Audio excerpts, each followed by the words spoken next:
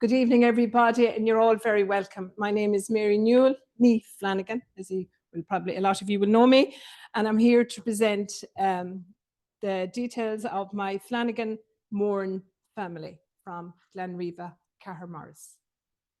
And I'll start with myself here and talk about my father, William Flanagan, and my mother, Mary Farraher. Now, as I said, I'm going to talk about the Flanagans tonight. Mary Farraher, I have all the Farrahers on my family tree as well, but very easy to put them on actually because they're all remained around Galway, actually around Corndulla, I think. You know, the Flanagans a little bit different. So there's my grandfather, Patrick Flanagan, Bridget Delia Moran, my grandmother. There's Patrick's parents, John Flanagan, Catherine Morris, who lived in Cahermorris.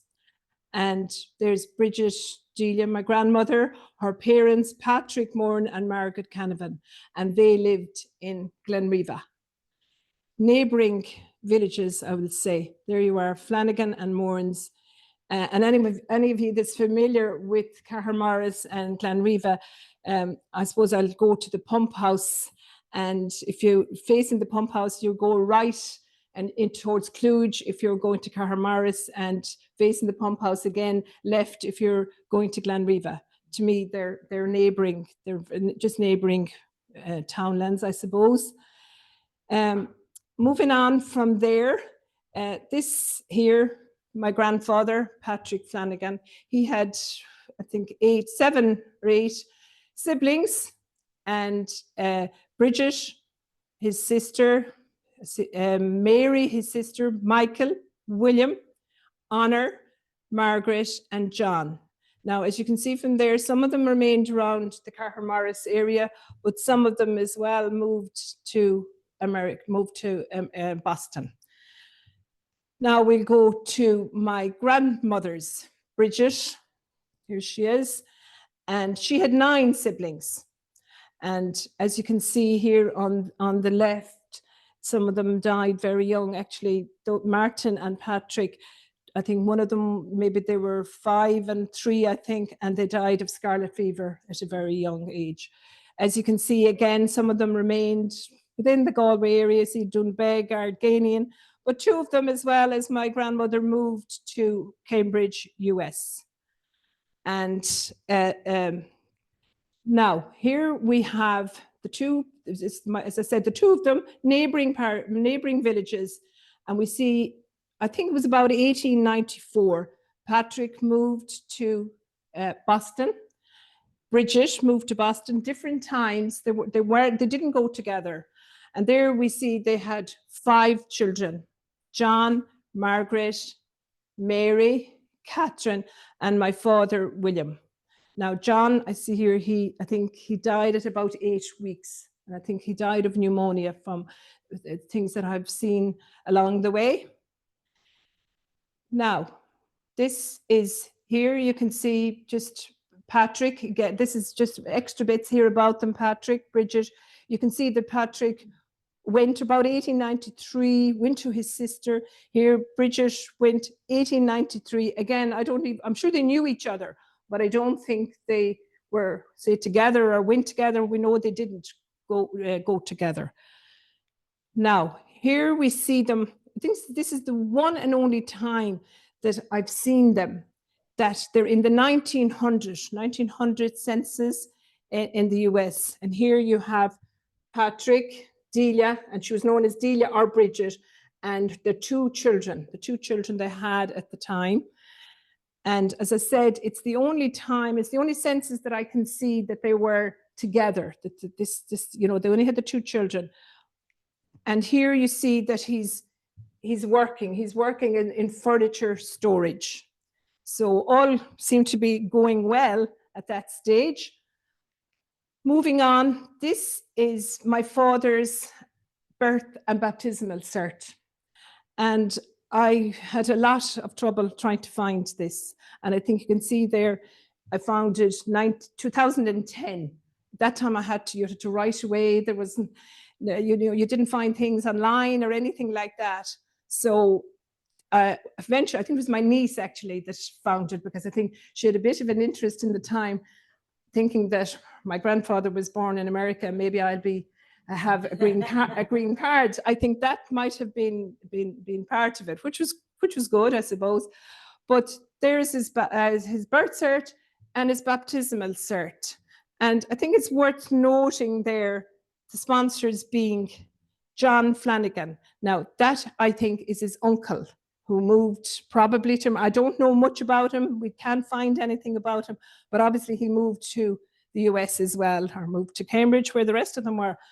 And Mary Cahill, and I mean, I'm sure Mary Cahill was from Ennidown somewhere, or Carrintula, for sure. She must have been, because, the name, it sounds as if, okay, so we've moved on here now. My father, as you can see there, born in 1903. That's the one and only picture that exists of him. And I'll talk a bit about it later on. But we see I'll just go back there again. We see things started to go wrong, I think, around after he'd been born. And his father, I think he maybe had been a drinker, he may have something wrong, he may have bad health, but he wasn't working and things went wrong. And here we see July 1904, she arrived in Queenstown with two of them, with my father and her second child, who was born, I think, about 1900.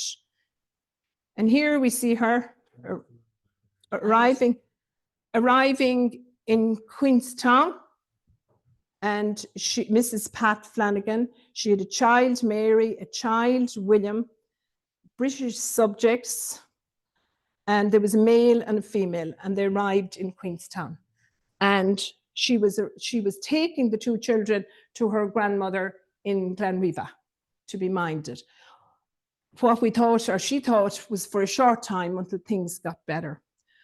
But anyway, I often wondered, she's supposed to have returned to the States very shortly after she dropping them off in Glenriva.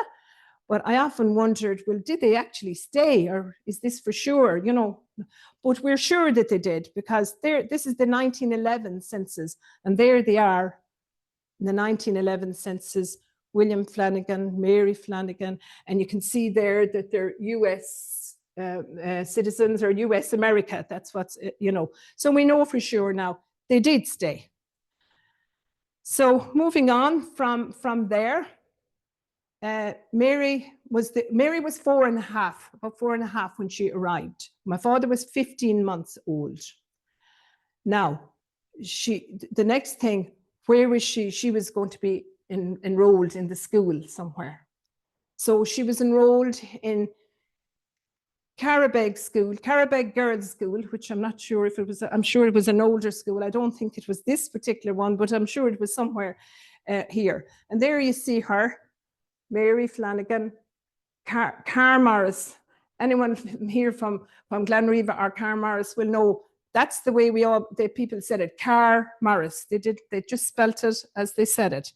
It's actually Car Morris, but Car Morris. So you can see it's spelled Carrrmorris. And there we see her enrolled in the school. I always heard that she wasn't happy. She wasn't happy. You have to think she was 4.5. So she remembers everything probably about her mother, about her sisters, and definitely didn't want to be in Glenriva. It was far removed, I suppose, from where she came from in Cambridge.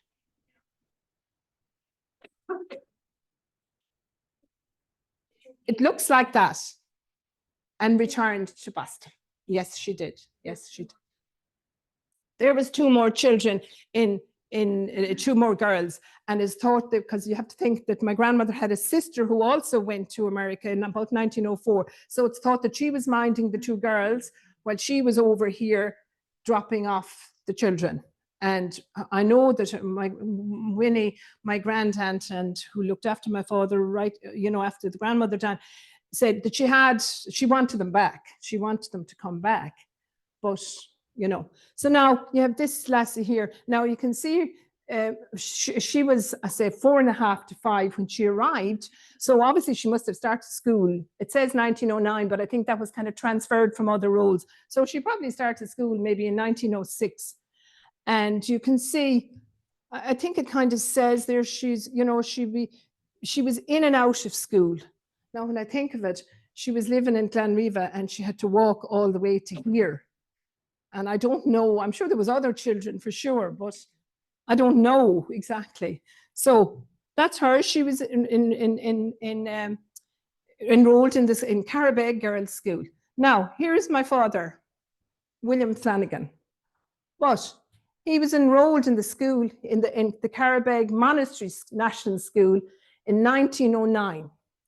And here he was enrolled as William Moran. He was no longer, you know, and I suppose he probably came 15 months old with no passport, no birth cert, no nothing, I would say. He was like, to me, he was just undocumented. So there he was being looked after by his grandmother. The house was there was Morans, his uncle, his two aunts, all Morans. He was only 15 months when he came. So what else would he think? Or what else? But he was registered as William Moran. And it's definitely him, because there again, Cahir Morris this time. And we see him there, you know, in school, you know, in infants, you know, the way he progressed, you know. And just going back, okay, so that's him registered in the school. Now the two of them are in school.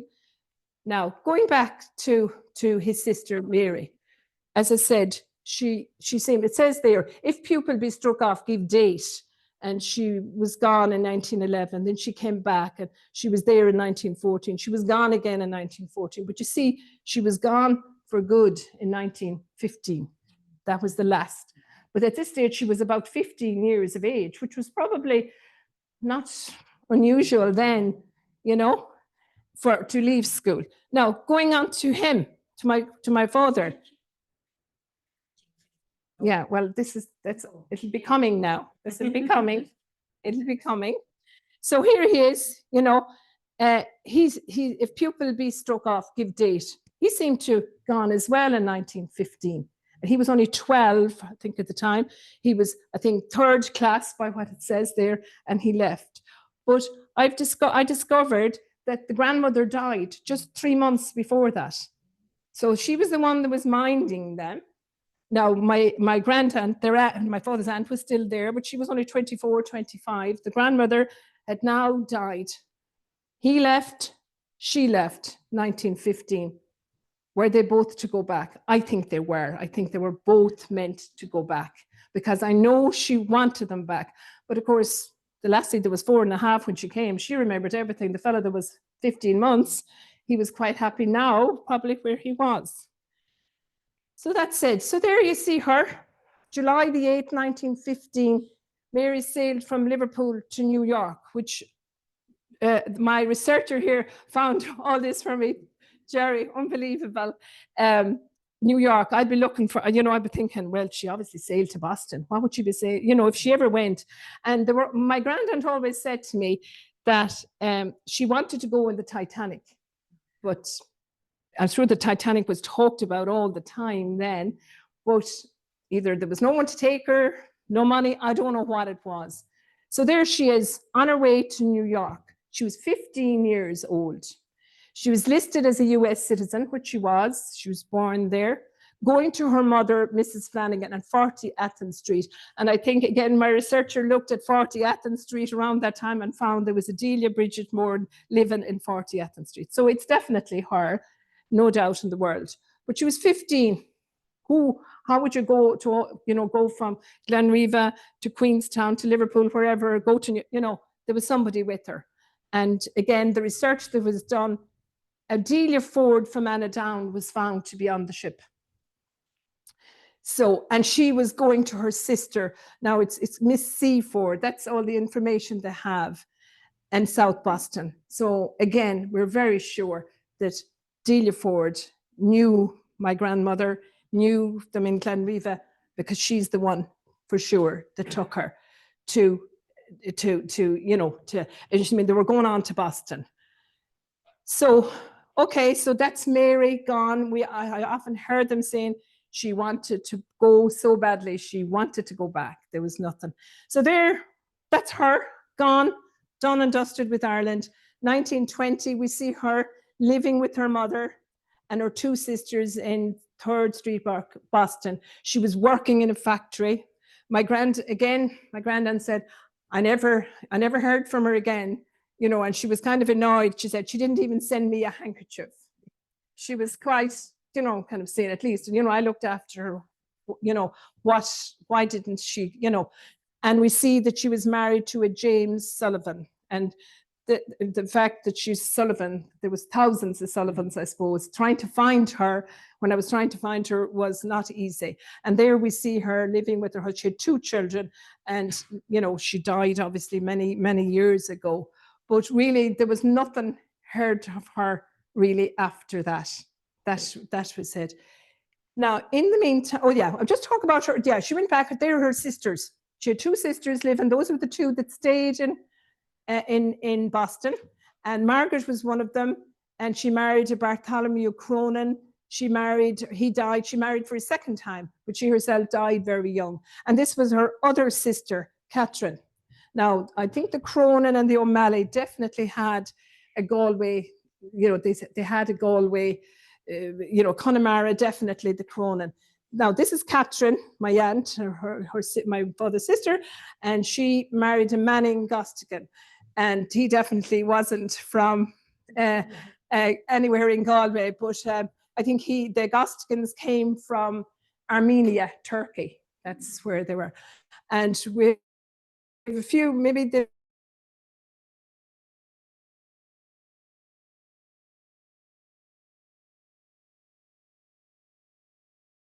be a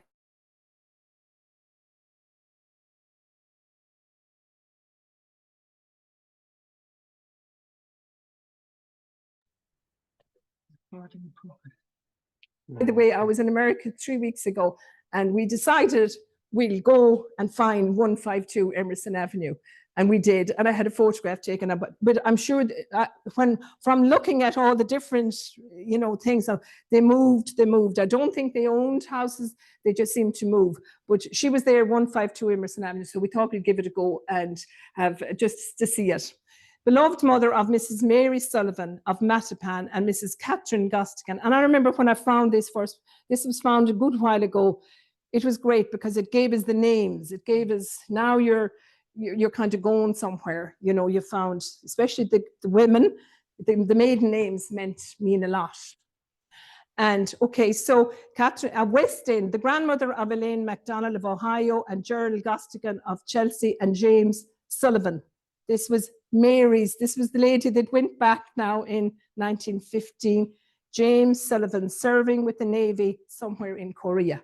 So the Korean War was on at the time, and he was, so I suppose they couldn't say. And the rest of it is high maths and whatever people invited or not invited or whatever the case may be. But as you know, it didn't mention my father. It didn't mention him. Now, I don't know what, she would have certainly known he was there. I don't know about the rest of them, but he wasn't mentioned. And that's it.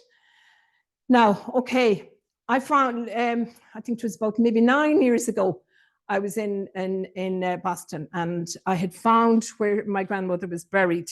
So I said, I'm going to give it a go and find it. And it was a bit of a problem to find it, but I finally did, thanks to my cousins the Farrahers, who traipsed around the graveyards of Mattapan. I think she was buried in New Calvary Cemetery, Mattapan. And, they said there's no marking on it. That's what they told me in the grave office. There's no marking. So I kind of went to look, and I found a place, and I was saying, like, am I just looking at grass on the ground, or what? Is there, how am I going to know it's her? Is she this side? Is she this side? So I know I was going to New York the following day, and Louise was saying to me, go to New York, she said, and we'll come back here next week and we'll do further research. So we did. So I did. And into the office again, I'd say when they saw us coming again, they were saying, oh my God, And she went off again and she said, it's a double grave, she said. There's 266 and 267. And she looked at who was in 266. And she said, do you know, does the name Cronin mean anything to you? And that's when it hit home to me. Yeah, this was my aunt. This was my aunt who was married to Bartholomew Cronin. He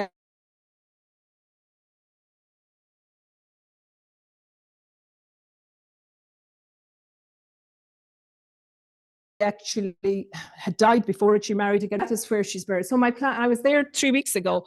So I thought, I don't know if they're going to allow, but I did contact or email the grave, you know, this is like maybe the councils here who are over the graves. Could I put just a little marking on it, just something to mark it? But I haven't heard back from them, so I don't know. So yeah, so that's me. It's the graveyard there. There's like the graveyard that you was like about 300 acres of a graveyard. You know, you'd have to get maps and, you know, but yeah, it was great. I was just delighted to find it. So we're just recapping again, I suppose. They're Patrick and Bridget. They're families. This is the lady's grave here that I found, Bartholomew Cronin. She was married to Peter O'Malley later, and she died herself very young. This is the Mary that went off 1915 and married James. This is the Catherine. And this is my father who married Mary Farraher. Now, again, as I said, that's just recapping everything about him. Born in 1903, where he was baptized, when he arrived here, when he went to school, when he finished school, when he married. He was actually 50 years when he got married, 50 years old when he got married. And I suppose I'm thinking, this, again, I thought, well, he had no birth cert, he had no passport, he had no nothing.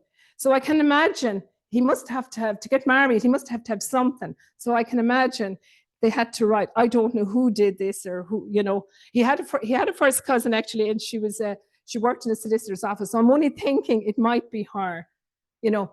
Now, his mother, Bridget, never saw him again from 1904. She never saw him again because he never went back to America ever again. Never went back. And my granddad told me that she looked for a photograph of him sometime in the 30s, maybe 40s. And that's the photo. That's the only photo that exists of him. You know, and that was obviously sent to her. And again, they were saying, oh, they had to send him off to town, obviously, to get this photo taken. And they wanted him to wear a collar and tie, but he wouldn't do it. So he had the grandfather shirt. He would not do it. He would not do it, she said. So that's him. That is the only photo that I have of him and that exists at the moment. Okay, so we just did a little bit there on marriages of aunts and uncles. So who everybody, who they married. You know, all the family, all the same, my grandmother's family, they were left at home. And this lassie that went to America, who they married. I think one John Moran lived in Kilcahill, or Arganian. I don't know, Michael, you do. The house is still there. Yeah, there was a Johnny Moran. Yeah, I barely remember him. That was married to Monica Donlan, and she was obviously Kilcahill Arganian. And over here is the other guy, the younger brother that went to America. He married Mary Kenny. Winifred, that was mine and my father, she married later Dennis Crowe. Nora married Edmund McNamara. Any of you that knows Jerry McNamara, who I'm talking about here, my grandmother and grandfather, they'd be actually grand uncle and grand aunt of Jerry McNamara from Park. Yeah, so we are related. And that's just a few photos we put in there because Chris, Chris Holleran, you remember Winnie. Yeah. This is the three sisters. This is my grandmother's three sisters. May Dolan. I don't know, Chris, again, do you remember May Dolan? That lived in Corofin. This is Mrs. Nora, who is Mrs. McNamara, Jerry McNamara's grandmother. And this is Winnie Moran, who looked after my father once his grandmother died. And this is Margaret, who, I think the minute I saw her, which was her photo went up on to his ancestry, I think. I said, God, she has to be a sister. So Margaret moved also to America. And this is my grandfather's side then. This is the Bridget. This is his sisters, his siblings. Bridget, this is Patrick, my grandfather. There was a Mary, Michael, William, Honor. A lot of those I really don't know a lot about. We cannot pick up anything about them. You know, that's just it. That William, it's nothing. Honor, nothing. You know, and the Margaret, I see, died at only a couple of years of when she was. So local marriages in the US, this is another thing that might be of interest.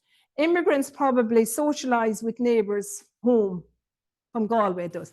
So there's my grandfather, Patrick, Bridget Moran, next village, one in Cahermaris, one in Glenriva. There is Mary, Patrick's sister, married to Patrick Curran from Balderbuck. They lived in Amesbury in Massachusetts. There is Bridget, another sister, married to Thomas Moran from Kilconley. All Galway. They were keeping it all. Now, there's my grandmother's sister then. This is the Margaret Moran here. She married a James Lawless from Manvalley. Lawless is your sisters. Your sisters, yeah. I think your sisters, Lawlesses, yeah. And this is the Malachite. This is the younger brother. He married a Mary Kenny from Tuam. So they seem to collect and, you know, socialize together, even in, you know, when they were away. And, you know, so that's it. That's it about my father and my grandparents. The story now, just another add-on to it. Malachy Moran, this is the younger brother of my grandmother. Malachy, born in 1884 in Glenriva. We find, and I didn't know this until very recently, that he sailed to Boston in 1904. He was going to his sister, Margaret Lawless, that you've spotted there a minute ago. And next thing, he arrives back in Ireland again in 1908, which I didn't know. And he stayed for over a year. He stayed until 1909, and he sailed back to Boston again. Now, I was thinking there when I saw that, and I said, well, this is my aunt, his niece. She was dying to go back to America. I wonder why she didn't go back with him. I don't know, but it just dawned on me why, if she was so anxious to go back to her mother, why she didn't go with him when he was going back in 1909. Anyway, he went to his sister, again, Margaret Lawless in Cambridge. And in June 1912, he married a Mary Kenny, from Lavally, Tuam. And there was 8 children born. He had 8 children. And I think the children were born from 1913 to 1928. There was 8 of them. Joseph, John, Margaret, another Malachy Jr., Mary, Peter, Rita, and Augustine.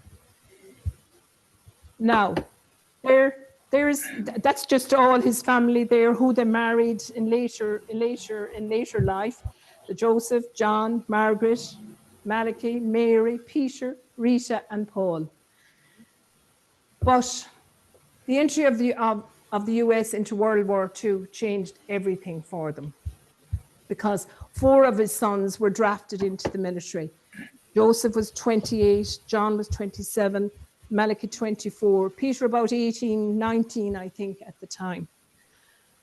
And here we have them. Now, we're missing Joseph from this picture. This is the first time they were home. This was 1942, 43. They were home on leave from wherever they were serving. And that's Malachy, their father, Peter, all in his Navy, US Navy uniform, Malachy Jr., mother, Mary, and John. Mother looked very happy there, which I think I'm very proud of the lot of them. So the story is now going to, I'm going to talk about Peter. This is the guy that was in the Navy. And he was on board, his job was, he was on board a ship. It was called the USS Mrs. Awea. And the ship, it was like refueling the ships, the warships.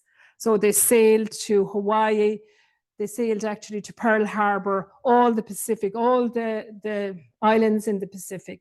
And that was it. The ships, the aircraft. were refueled, and they refueled, replenished the ships again with oil, aviation fuel, gas, and whatever else, and on it went.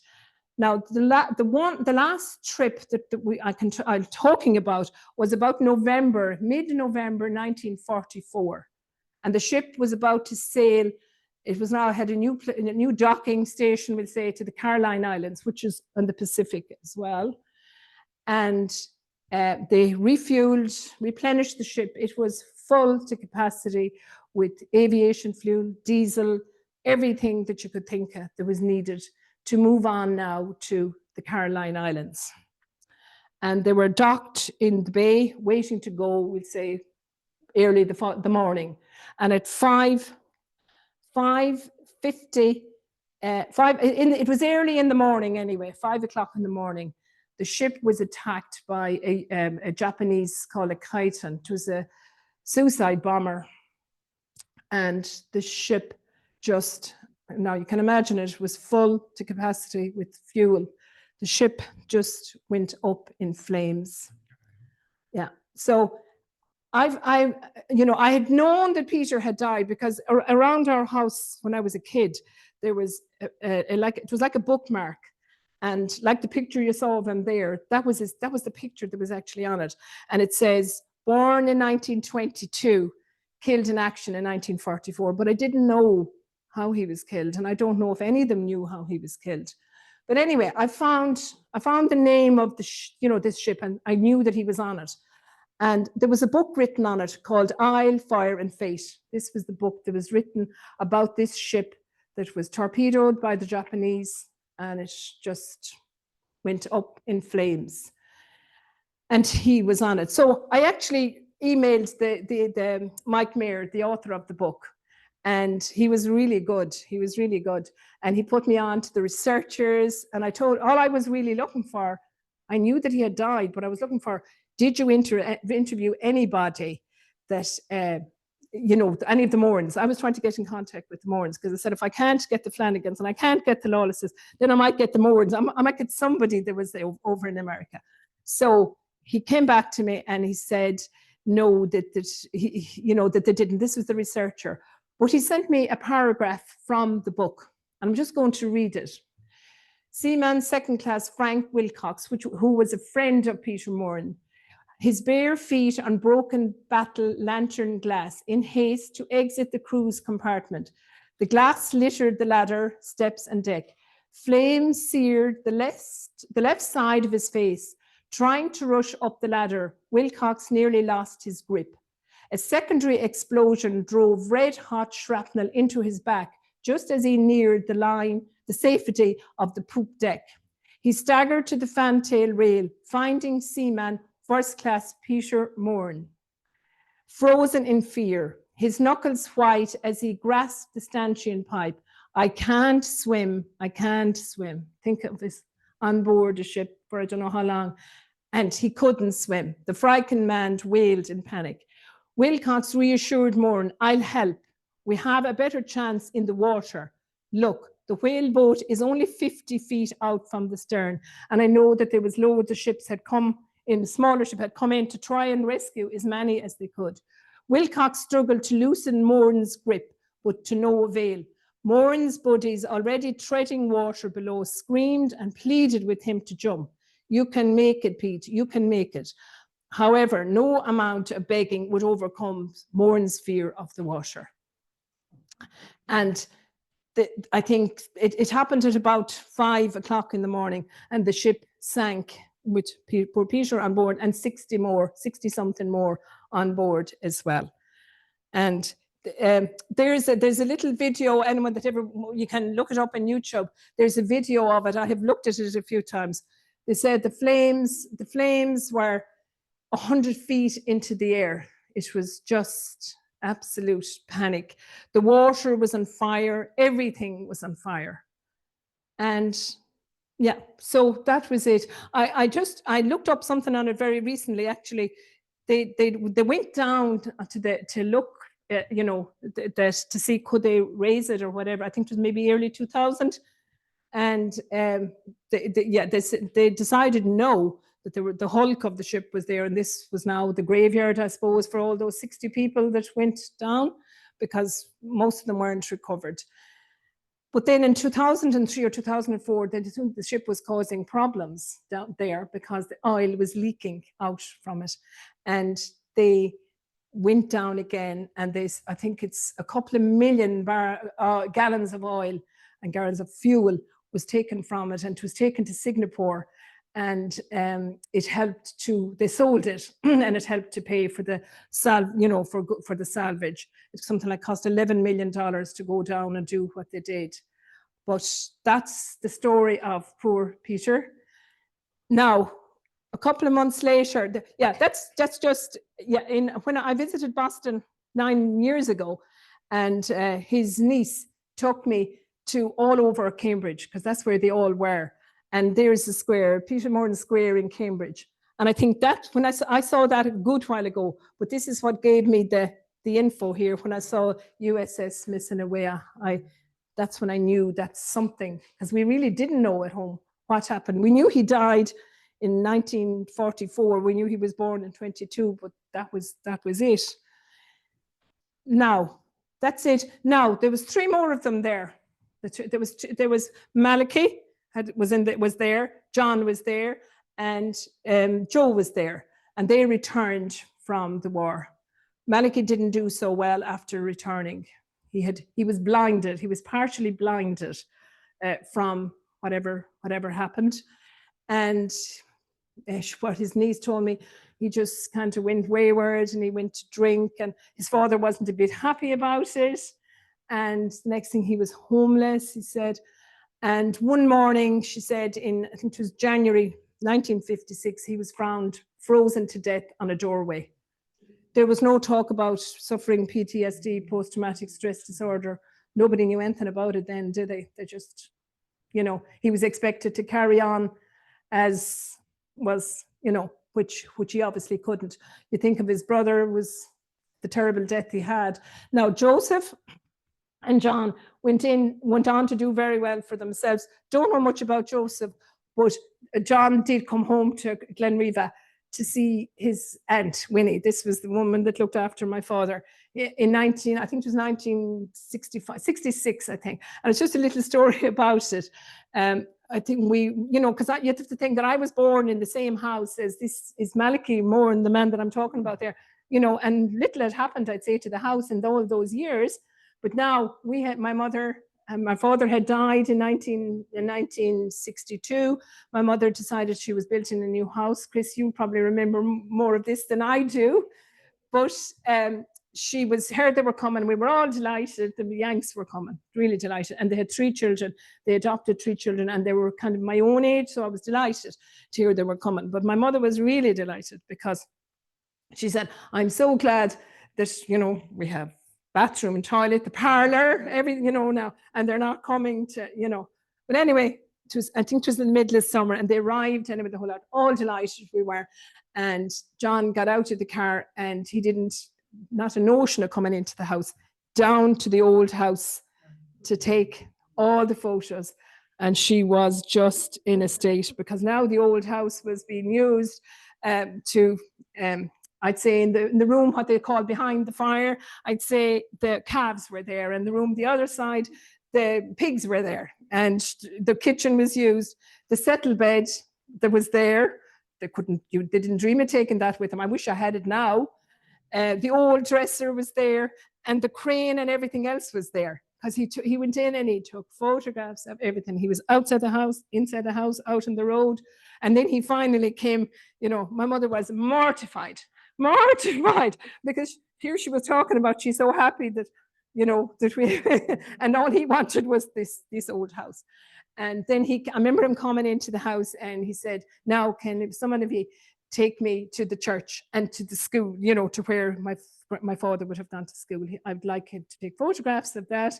And here we arrived up here at the church, and I suppose, I don't know, did he take photographs of the school? But he was delighted anyway with himself, and he was just a lovely, lovely man. I will never. But anyway, for I'd say maybe 2 or 3 years, definitely after that, every Christmas and Easter, $10 arrived for me and arrived for my brother as well. And there was the most beautiful wallets, money wallets. Now we have plenty of them here now and we're well used to them. But back in 1966, we didn't. And $10. Come Easter again, lovely Easter card came and the $10 again.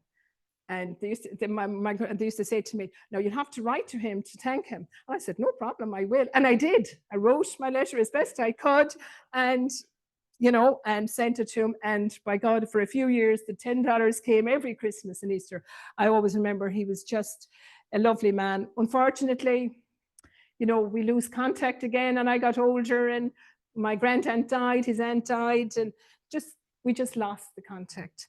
And really, that's it. This is a few photographs of them. That's Malachy, my granduncle that left in 1912 and married the Mary Kenny from Tuam. And that's their first son, Joseph. He was one of the ones that we mentioned there a minute ago, that was in the war, that was, was involved in World War II. As I said, I met the niece, his say Peter or Malachy's grandchild when I was there 9 years ago. So she had to tell me about her mother. She was one of the younger members, Malachy's daughters.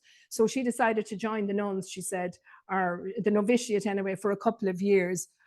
And there's Malachy and the mother again. And I'd say they look very proud of their daughter. But she didn't stay. She left. That was in the 40s.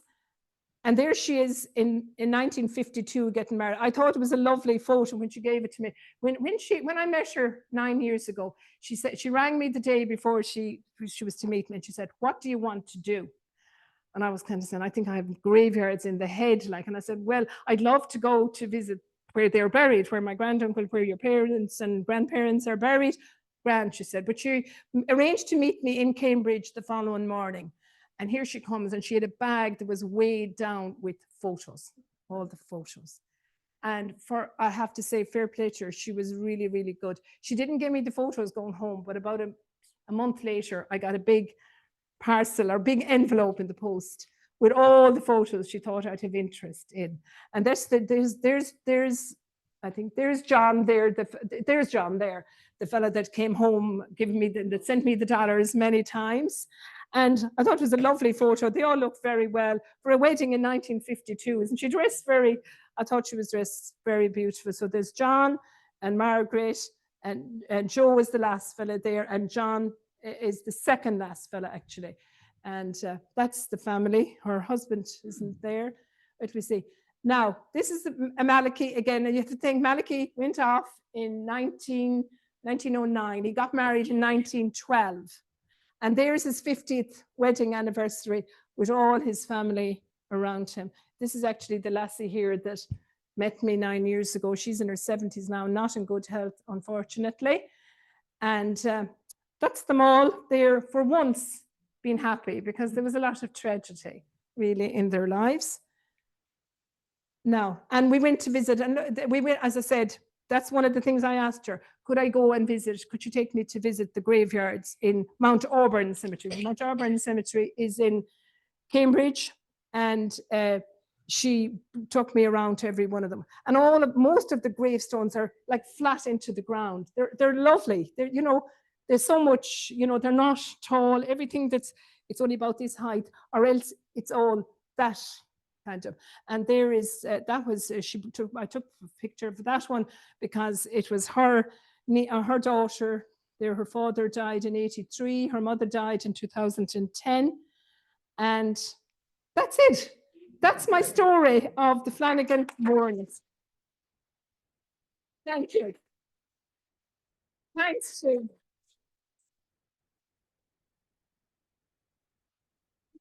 Along to questions and answers. Mary isn't the only investigator in the society, and we found that Mary is celebrating her birthday here tonight. So from the society, thank you so much. Thank you so much. Thank you so much. I was hoping nobody would find out about it. But thank you very much. And I just want to say again, a special thanks to all the society, but a special thanks to Jerry and Pat for all the help. He was the one that put all of this presentation together, me giving them the info. So Jerry and Pat, thanks a million. I just want to say about the school records that were there that that my father and, and they're here. Pat, you found out that they were here in the school. I have asked, not that I asked, maybe didn't ask the right people, but to find the school records for 1905, 06, 09, 1915, it was a treat. It was just what I wanted, because I always believed that she left. She was always talking about going on the Titanic, but she didn't go until 1915, and that we found. So that information was, and it's, it's lovely. There's a lot, we were just quickly looking through them, and all the people that, the names you'd recognize from Corndella that were in school here. I think Kathleen O'Shea always told me, and you must be familiar with Kathleen, that her mother knew Mary Flanagan very well. And she said she was very head in the air. She said, "This now you can see Kathleen saying this anyway." And she said she had a white blouse and a red pleated skirt, and she wouldn't call the Queen her aunt. That's what Kathleen said. But what I'm saying is Kathleen's mother obviously is in that, there is just another one, Chris, and I'm referring to you again. Nora Goley is in it. Nora Goley was in school around that time. Yeah. So you know who I'm. Yes. Well, yes. Yeah. No, your father told me lots, had told me lots of things. Yes. Well, your sister told me, Chris, not, some years ago, that she went to America, when she lived in America in the 60s, she visited Malachy Moran and his wife and the 3 children. Yeah. So I hope you enjoyed it. I hope you. Thanks to all of you. And I said, thanks to Jerry for.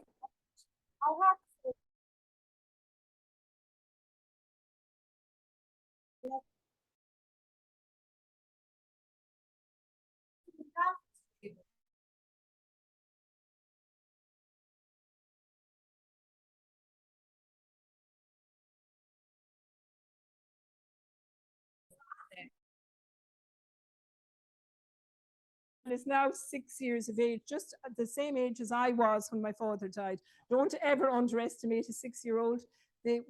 I could tell you loads and loads and loads of things that happened. So Ellen, I'm handing that over to you now. That's it. Thanks a million to everybody for coming. You're all so good, and thank you so much. Are you any connection with the Moors that are in Colorado? You know that? No. They were, sure, I remember them well. Yeah. Michael Cahill, sorry. You might remember Johnny Moran that lived in Kilcahill. I don't know whether we're gaining. Yeah. Yeah, I know the house now because they had made contact with me in recent times to see what did I find? No, I don't. They're in England. They moved off to England, and one of them made contact with me there not so long ago. So I wonder, are there any more questions? Sorry. Oh yeah, let me just check. Yeah, but the thing should be up. Sorry, I don't know why that's still up. We're back on here on video. Anyway, I'm just wondering if there's any questions online or anything in the chat. I just wonder, is there that John Phillips Sousa, was he anything to the composer? no, because Jerry, yeah, we had a chat about that in the Azores. Yes. Yeah,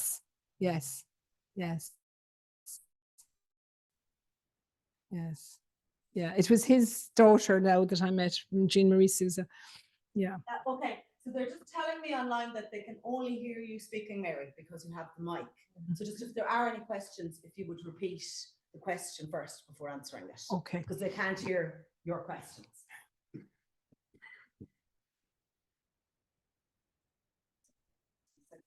Response, I don't know why I can't. Let me see. If I go to that. Just a second. You might be able to.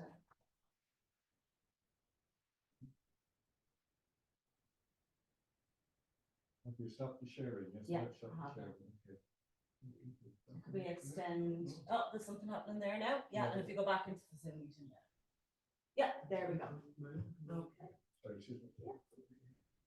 So for, I'll just type in here, I've asked Mary to repeat any.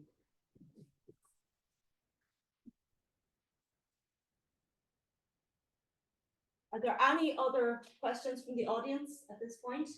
Conal, and if you just repeat the question again, then Mike. Some years ago, there was an article in the Down annual, they call it, on a coup. And in it, it was, as far as I know, it was written by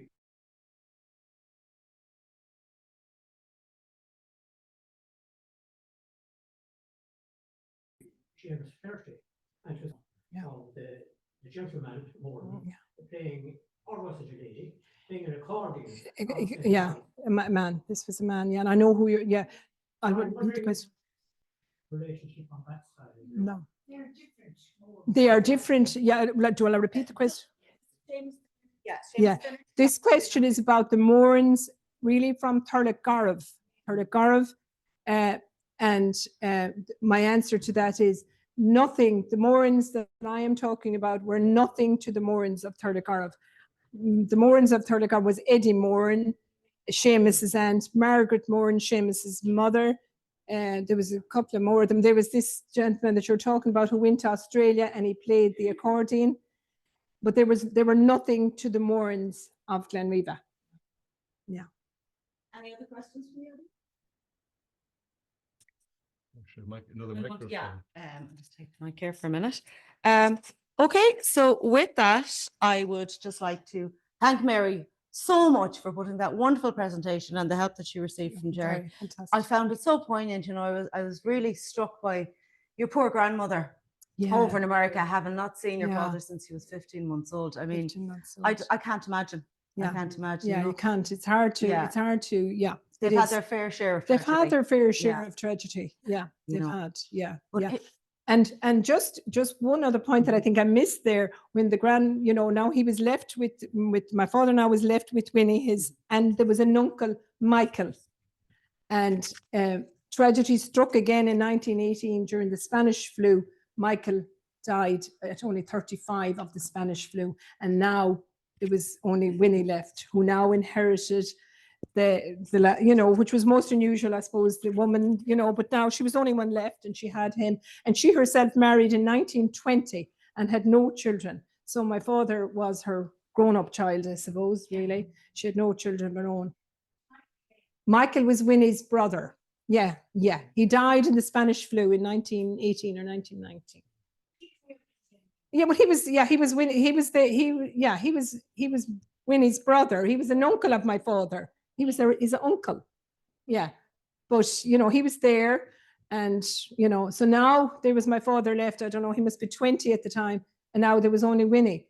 And now she was getting, you know, what was going to happen now if she got married and moved away? What would happen? You know, so it must have been a difficult situation to be in. But oh, of course, I'm sure it was. Yes, I'm sure it was. And I'm sure my father at age 50 and my mother, I'm sure that was a match too, you know. Yeah, definitely say so. Yeah, absolutely. Yeah. Yeah. Think about that, he was 50 and I think my mother was 40, you know, for 39. So definitely that was, and there was two of us born, you know, myself and my brother. So, you know, that was it, you know, and then he died, say at 59.